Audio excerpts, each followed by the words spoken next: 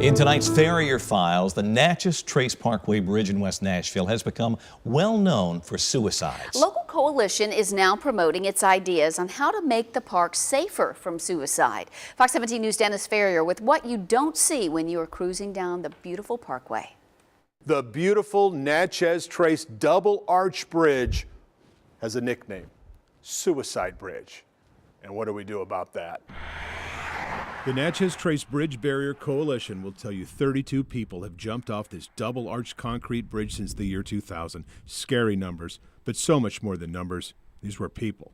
His name was John. He was 17. He was just the type of son you imagine when you think of having a son.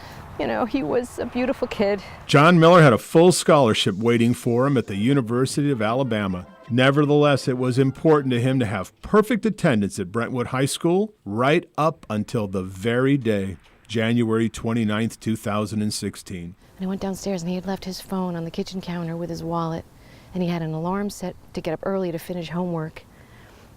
I couldn't find him, and that's when I knew. I went out to the garage and the car was gone, and I knew. His mom, Trish Morello, had done everything she could for her boy right up to the day he jumped. Suicidal crises are timely.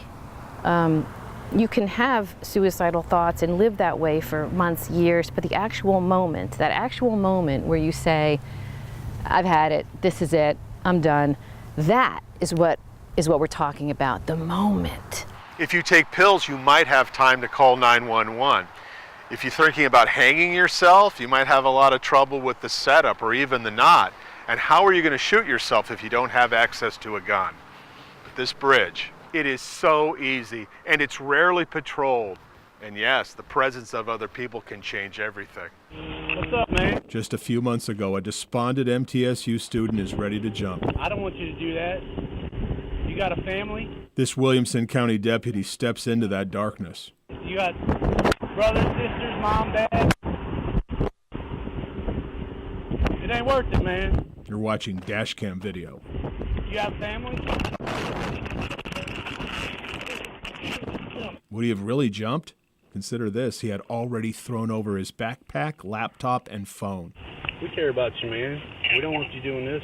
This is why the Bridge Barrier Coalition wants to add some kind of safety device to the bridge. Maybe a steel net that juts out 20 feet on either side, or maybe raise the 3-foot rail to 9 or 10 feet. The Golden Gate Bridge did it without ruining its beauty. It is readily accessible. Centerstone mental health care expert Becky Stoll agrees something needs to be done, and it doesn't have to ruin the bridge. I don't think we have to make the bridge unattractive, but can we do something to make it safer and still be aesthetically pleasing? One of the hopeful stats in suicide prevention is that if you take away a popular bridge, suicides don't increase on nearby bridges. Study after study confirms it. So if you take away access to these easy, lethal ways to die, this being one of them, you buy people time. And maybe just a little more time would have saved John Miller.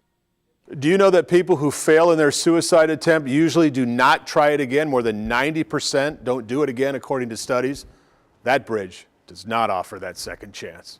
I'm Dennis Farrier, Fox 17 News.